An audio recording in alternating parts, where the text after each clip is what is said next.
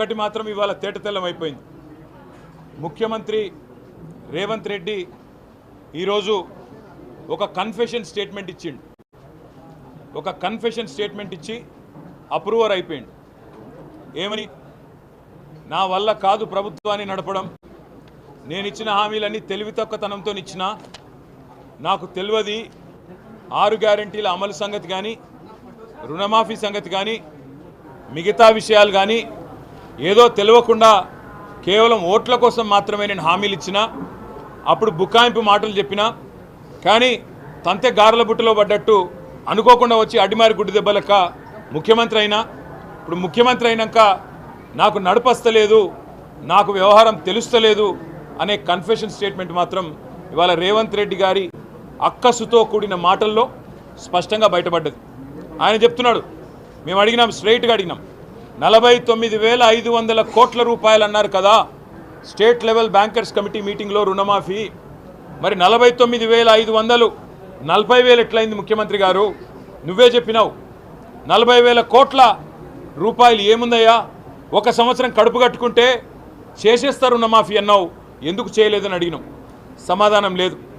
49,500 40,000 ఎట్లయింది? 40,000 మళ్ళీ క్యాబినెట్ కాడికి వచ్చే వరకు 31 ఎట్లయింది? 31,000 కోట్లు మళ్ళీ శాసనసభలో బడ్జెట్ ప్రవేశపెట్టే టైంకు 26,000 కోట్లు ఎట్లయింది? ఇవాళ ఆఖరికి 20,000 కోట్లు ఇచ్చి చేతులు దులుపుకొని సిగ్గు లేకుండా 100% రుణమాఫీ అయిందని చెప్తున్నావు, సిగ్గులేదా అని అడిగినాం.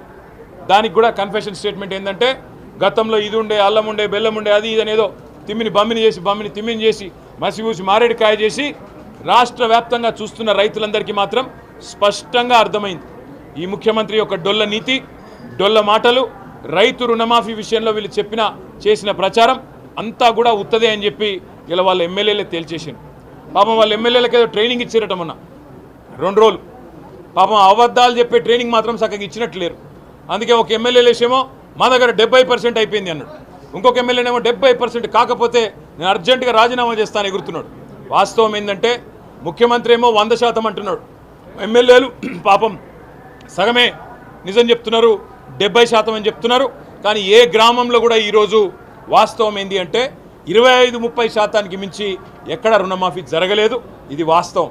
అందుకే నేను సవాల్ చేసిన, నీ సొంత ఊరు కొండారెడ్డి పల్లె పోదామా, నీ సొంత నియోజకవర్గం కొడంగల్ పోదామా, రుణమాఫీ కాలేదు, ఇది అక్షర సత్యం.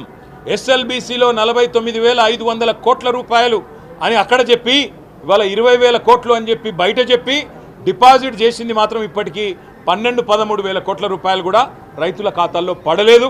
ఇది వాస్తవం అని మేము ఇవాళ శాసనసభ వేదికగా రుజువు చేయగలిగినాం. దాంతో ముఖ్యమంత్రి తట్టుకోలేకపోయింది. రుణమాఫీ విషయంలో వాళ్ళ బండారం బయటపడే వరకు బాధ అయింది. నువ్వు రైతు భరోసా ఎగ్గొట్టినావు. ఆ రోజు ఇదే ముఖ్యమంత్రి అన్నాడు, ఎవడయా అవులగాడు, ఎవడయా దివానగాడు, రైతు బంధు బంద్ అవుతుందని చెప్పిన అవులగాడెవడు, దివానగాడెవడు అని నోరు బారేసుకున్నాడు ముఖ్యమంత్రి రేవంత్ రెడ్డి. ఆనాడు కాంగ్రెస్ పార్టీ ఎంపీగా, పిసిసి అధ్యక్షుడిగా. ఇవాళ నేను అడిగిన సూటిగా, మరి ఇవాళ వానాకాలం రైతు బంధు ఎగ్గొట్టిన అవులగాడెవడు, వానాకాలం రైతు బంధు ఎగ్గొట్టిన దివానగాడెవడు చెప్పాలి వ్యవసాయ మంత్రి గారు అని చెప్తే ఏం చేయాలనో తెలియక ఇవాళ నోటికొచ్చిన కారు కూతలు, అక్కసుతో కూడిన మాటలు. వాస్తవం ఏంది? ఈరోజు రైతు భరోసా విషయంలో ఈ ప్రభుత్వం చిత్తశుద్ధి లేదు కాబట్టే, మొదలు నిజంగానే చిత్తశుద్ధి ఉంటే, రేవంత్ రెడ్డి చెప్పిన మాటల్లో నిజాయితీ ఉంటే, ఆయన ఏమన్నాడు ఎలక్షన్ ముందు, డిసెంబర్ 3 ముందు తీసుకుంటే ఎకరానికి 5,000, 3 తర్వాత తీసుకుంటే ఎకరానికి 7,500 రూపాయలు నేను ఇస్తా అని చెప్పిండు. డిసెంబర్ 9 నాడు రుణమాఫీ చేస్తా అని చెప్పిండు. ఇప్పటిదాకా తీసుకొని రైతులుంటే ఉరుక్కుంటూ పోయి తెచ్చుకోండి, రుణమాఫీ నేను చేస్తా అని చెప్పిండు. ఇవాళ రాష్ట్ర రైతాంగం తరపున అడుగుతా ఉన్నాం బీఆర్ఎస్ పార్టీగా, ఏమైనాయి నీ మాటలు? ఉరుక్కుంటూ బొమ్మని చెప్పినావు, రైతులు ఉరుక్కుంటూ పోయినారు, 2 లక్షలు 3 లక్షలు లోన్లు తెచ్చుకున్నారు. తెచ్చుకున్న తర్వాత ఇవాళ వాళ్లకు మోసం చేస్తూ నీ మాయ మాటలతో బుకాయించి ఇవాళ 25% మాత్రమే రుణమాఫీ చేసి 100% అయిందని చెప్పి 550 కోట్ల రూపాయలతోని పత్రికలలో ప్రకటనలు మాత్రం ఇచ్చుకున్నావు. ఈ మాట మేము అడిగే వరకు ఉక్రోషం వచ్చింది ముఖ్యమంత్రి గారికి. నువ్వు రైతు బంధు ఎగ్గొట్టినవా లేదా అని అడిగే వరకు ఉక్రోషం వచ్చింది. నువ్వు రుణమాఫీ చేయని మాట వాస్తవం కాదా అంటే ఉక్రోషం వచ్చింది. తట్టుకోలేక పచ్చి అబద్ధాలు చెప్తా ఉన్నాడు. ఏమంటున్నాడు ఇవాళ ముఖ్యమంత్రి గారు? కేసీఆర్ గారు 11 విడతలుగా ఆయన ప్రభుత్వంలో 72,000 కోట్ల రూపాయల రైతు బంధు ఏదైతే డబ్బులు నగదు బదిలీ పథకం, భారతదేశంలోనే అతిపెద్ద నగదు బదిలీ పథకం, అది సక్సెస్ఫుల్గా అమలు చేసిండో దానిని కూడా ఈరోజు బదనాం చేసే ప్రయత్నం ఈ ప్రభుత్వం చేస్తూ ఉంది. 22,000 కోట్లు దుర్వినియోగం జరిగింది, పక్కకు పోయి నేను చెప్తున్నారు. అలా ముఖ్యమంత్రి మాట్లాడిన మాటలు ఇవ్వాలి ఎవరని వింటే నేను మీడియా మిత్రులతో కోరుతా ఉన్నా. ముఖ్యంగా దయచేసి ఆయన ఏం దేవుడు కాదు, ఆయన చెప్పింది ఏం భగవద్గీత కాదు, బైబిల్ కాదు, ఖురాన్ కాదు, మన్ను కాదు, మశానం కాదు. పచ్చి దొంగ, ఓటుకు నోటు దొంగ. ఆయన చెప్పేయని పచ్చి అబద్ధాలు.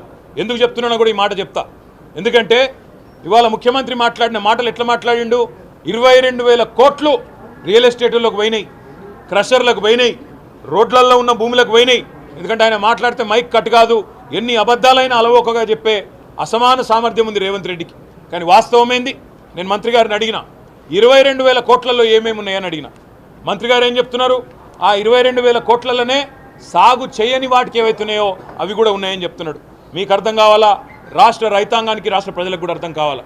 ఇవాళ ఒక పత్తి చేను ఉంటే సంవత్సరంలో 12 నెలల్లో 8 నెలలు పత్తి చేను ఉంటుంది మొత్తం.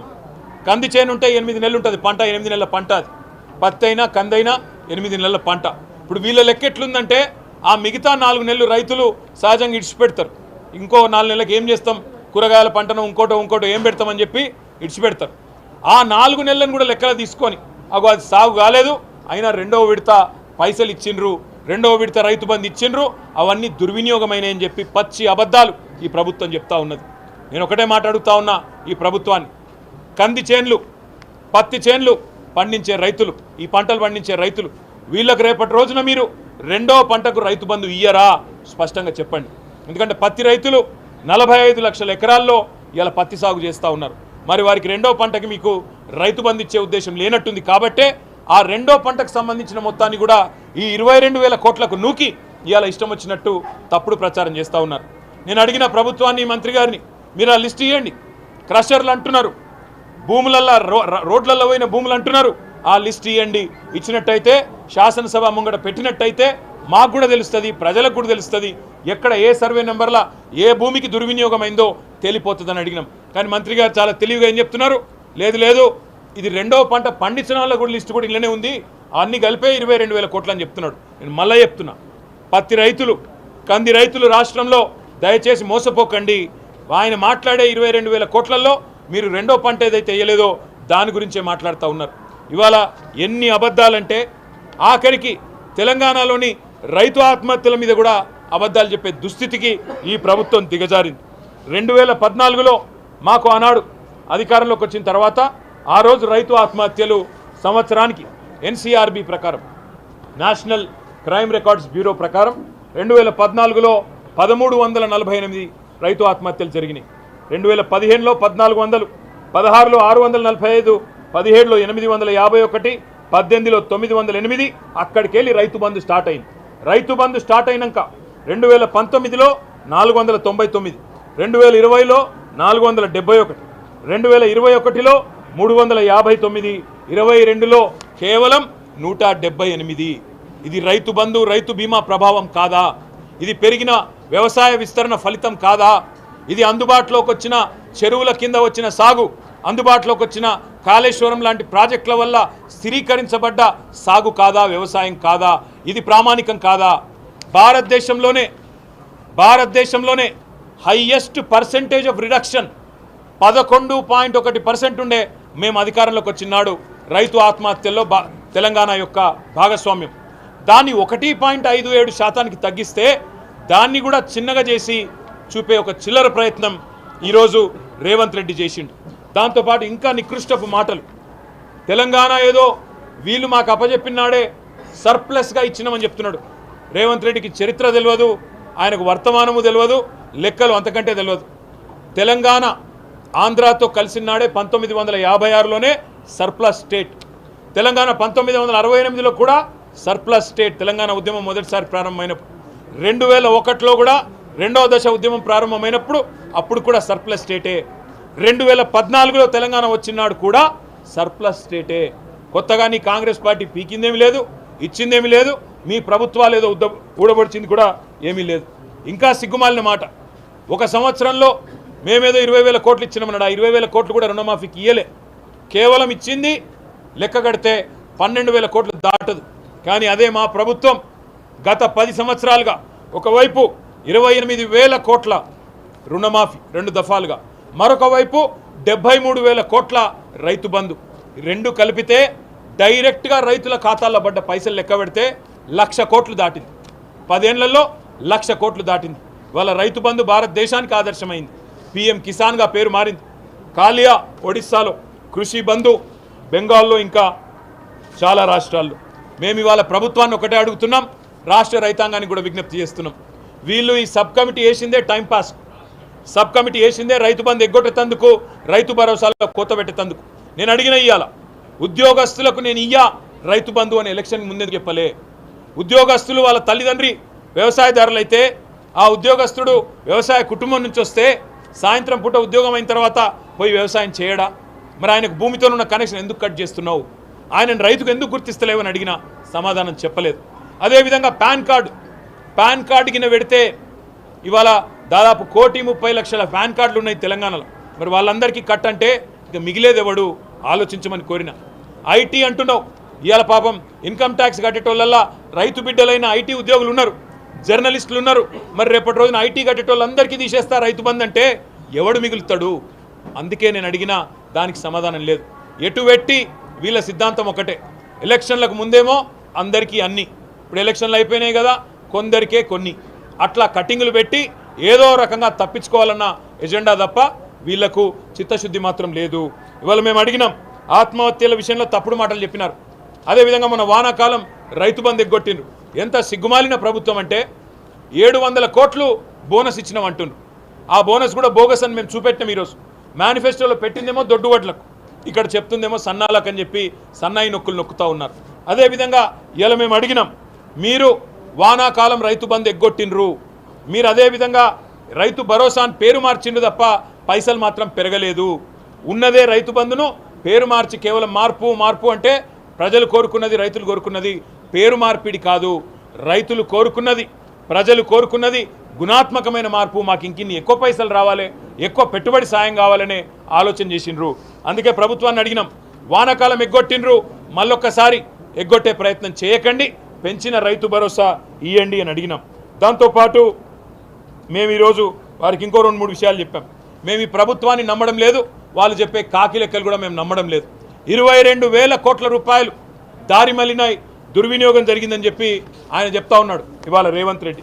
ఆయన మాటలు నేను కాదు కదా, రాష్ట్రంలో ఎవరు నమ్మతలేడు ఇవాళ. ఎందుకంటే పచ్చి అబద్ధాలకు ఆలంబనగా చేసుకుని బతికే వ్యక్తి. అందుకే చేసిన అరకొర రుణమాఫీని ఇవాళ ఏదో డబ్బా కొట్టుకుని నేను ఎవరు చేయని చేసినా అని చెప్పుకున్నాడు. కానీ ఇవాళ మొత్తానికి పూర్తి స్థాయిలో ఆనాడు కేసీఆర్ గారు చెప్పినట్టుగానే రైతు బంధుకు రామ్ అవుతుంది, నేను ముందే చెప్తున్నా కాంగ్రెస్ పార్టీ కోటేస్తా అని చెప్పి కేసీఆర్ గారు ఏదైతే చెప్పిండో ఇలా అది వాస్తవమైంది. 12 నెలలు రైతు బంధు ఎండబెట్టి 12 రోజుల్లో ఇచ్చినామని చెప్పి చెప్పుకునే ఒక సిగ్గుమాలిన ప్రయత్నం చేస్తున్నారు. సన్నాలకు 700 కోట్ల బోనస్ ఇచ్చినామని చెప్తున్నారు. కానీ 7,500 కోట్లు ఎగ్గొట్టిన రైతు బంధుకు అనే మాట మాత్రం వానాకాలం రైతు బంధు చెప్తలేరు. ఎగ్గొట్టింది కేవలం వానాకాలం మాత్రమే కాదు, ఇప్పుడే ప్రభుత్వానికి చెప్పినాం, రైతు భరోసా అని పేరు మార్చినావు కాబట్టి ఈ సంవత్సర కాలంలో 70 లక్షల రైతు కుటుంబాలకు నీ ప్రభుత్వం బాకీ ఉన్న మొత్తం 26,775 కోట్లు. ఎందుకంటే నువ్వే చెప్పినావు ఎకరానికి 5,000 కేసీఆర్ ఇస్తుండు, నేను 7,500 ఇస్తా అని చెప్పినావు. కేసీఆర్ ముష్టేస్తున్నాడు అని చెప్పి ఆనాడు ఎటకారపు మాటలు మాట్లాడినావు. అందుకే ఇవాళ అడుగుతా ఉన్నాం, నీ ప్రభుత్వం రాష్ట్రంలోని రైతులందరికీ కేవలం రైతు భరోసా విషయంలోనే 26,775 కోట్లు బాకీ ఉన్నారు. అదేవిధంగా మీరు ఈరోజు ఏదైతే అరకొర రుణమాఫీ చేసినా అని చెప్తున్నారో అందులో కూడా మరొక 20,000 కోట్లు రుణమాఫీ కూడా బాకీ ఉన్నది. దాంతోపాటు ఇంకొక మాట కూడా నేను మీకు చెప్పాలి. ఇవాళ ఎంత అన్యాయం అంటే ఈ ప్రభుత్వం మాటలు మేము నమ్మమనే మాట ఊరికే అనట్లేదు. నేను 22,000 కోట్లు ఏదో దారి మళ్ళినాయి, ఏదో తప్పు జరిగింది అని ఒక వాతావరణం కల్పించి రేపు పత్రికల్లో దాన్నే తాటికాయంత అక్షరాలతోని వచ్చేటట్టు మీడియా మేనేజ్మెంట్ చేసి, హెడ్లైన్ మేనేజ్మెంట్ చేసి, మరి రైతు బంధు డబ్బులన్నీ ఖరాబ్ అవుతున్నాయి కదా, ఇన్ని రోజులు కేసీఆర్ ఖరాబ్ చేసిండు కదా అనే ఒక అభిప్రాయాన్ని కలిగే విధంగా చేసి కటింగు పెట్టే ఆలోచనలో భాగంగా ఈ కార్యక్రమం అంతా జరుగుతున్నది.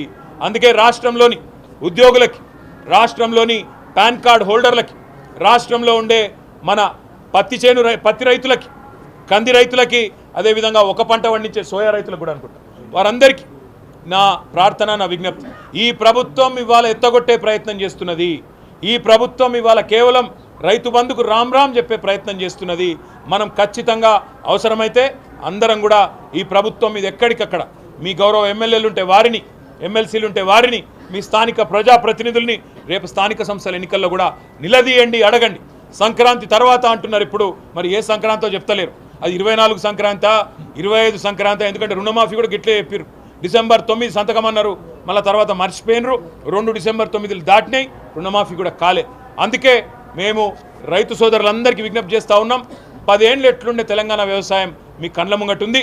గత సంవత్సరంగా ఎంత క్షోభ పెడుతున్నది కాంగ్రెస్ ప్రభుత్వం మీ కండ్ల ముందుంది. అందుకే స్థానిక సంస్థల్లో తప్పకుండా వీళ్ళకు బుద్ధి చెప్పే విధంగా మీరు తీర్పునివ్వండి. ఇంటింటికి ఓట్లకు వచ్చే కాంగ్రెస్ నాయకులను నిలదీయండి. రైతు భరోసా అన్నారు, 10,000 కాదు 15,000 అన్నారు. ఏవి కొడక అని అడగండి. ఎక్కడ బాయ్ నీ రుణమాఫీ అని అడగండి. ఎందుకు పెడుతున్నారు కట్టింగ్లను అడగండి. ఏమైనా నీ 6 గ్యారంటీలను అడగండి, నిలదీయండి. ఖచ్చితంగా ఎక్కడికక్కడ కాంగ్రెస్ నాయకులను గల్లాబట్టి అడగండి అవసరమైతే. ఎందుకంటే అధికారం ఇచ్చింది మీరు, అధికారం ఇచ్చింది రైతులు. కాబట్టి తప్పకుండా గల్లాబట్టి అడిగే అధికారం మీకున్నది. చివరిగా నేను చెప్పేది ఒకటే, ఈ దివాలా కోరు ముఖ్యమంత్రికి చాలా అడ్డగోలు మాటలు మాట్లాడిండు కేసీఆర్ గారి గురించి, మా పార్టీ గురించి. ఈ చిల్లర మాటలు ఎందుకు మాట్లాడుతుండో మాకు తెలుసు. ఆయనకు పాపం బర్దాష్ అయితలేదు. బీఆర్ఎస్ పార్టీ ఈరోజు రాష్ట్ర వ్యాప్తంగా తీసుకున్న కార్యక్రమాల వల్ల ఆయనకు నిద్ర పడతలేదు, మనసున పడతలేదు. ఏదేదో మాట్లాడిండు. ఊరేయాలి అంటాడు, ఏదో చేయాలంటాడు, ఏదో చేయాలంటాడు. నాకైతే అనుమానం ఉంది. నేను రేవంత్ రెడ్డి కుటుంబ సభ్యులకు కూడా విజ్ఞప్తి చేస్తూ ఉన్నా, దయచేసి ఎక్కడో దూరం లేదు, ఎర్రగడ్డ దగ్గరనే ఉన్నది, తీసుకుపోండి, ఇడిచిపెట్టకుండా. ఇట్లా రేపో ఎల్లుండే ఉన్న కరిస్టెట్ కూడా ఉన్నాడు చూస్తుంటే, తప్పకుండా తీసుకుపోయి చూపెట్టండి, కాపాడుకోండి పాపం. ఎందుకంటే చిన్న వయసులో ఉన్నాడు ఇంకా, కాబట్టి కాపాడుకోమని చెప్తా ఉన్నా. చివరిగా నేను చెప్పే మాట ఒకే ఒక్కటి, ఎన్ని అబద్ధాలు నువ్వు చెప్పినా నిన్ను ప్రజలు నమ్మతలేరు. నిన్న కూడా చిల్లర మాటలు చాలా మాట్లాడిండు, ఇవాళ కూడా చాలా చిల్లర మాటలు మాట్లాడిండు. ఒకటి మాత్రం వాస్తవం, నువ్వు ఎన్ని ప్రయత్నాలు చేసినా, ఎన్ని కేసులు పెట్టినా, మమ్మల్ని ఎన్ని తిట్లు తిట్టినా, ఎన్ని శాపనార్థాలు పెట్టినా, పిల్లి శాపాలకు ఉట్లు దిగాయి. నువ్వు ఎన్ని రకాలుగా తిట్టినా, ఎంతెంత విచిత్రంగా తిట్టినా మాకు ఫరక్ పడది. మేము తప్పకుండా నువ్వు ఇచ్చిన 420 హామీలు ఏవైతున్నాయో, నీ 6 గ్యారంటీలు, నీ డిక్లరేషన్లు, నీ 420 హామీలు, నువ్వు ఇచ్చిన ప్రతి హామీని వదిలిపెట్టం. నిన్ను, నీ కాంగ్రెస్ పార్టీని నీడలాగా వెంటాడుతూనే ఉంటాం, ప్రజల తరపున ప్రశ్నిస్తూనే ఉంటాం. వదిలిపెట్టమనే మాట కాంగ్రెస్ పార్టీకి, రేవంత్ రెడ్డికి మళ్ళొకసారి చెప్తూ, మీకు కూడా శాసనసభ సమావేశాల సందర్భంగా సహకరించిన మా మీడియా మిత్రులందరికీ, మీకు కొంత కష్టమైన మీరందరూ కూడా సహకరించారు. మీ అందరికీ కూడా ధన్యవాదాలు, నమస్కారాలు. Thank you.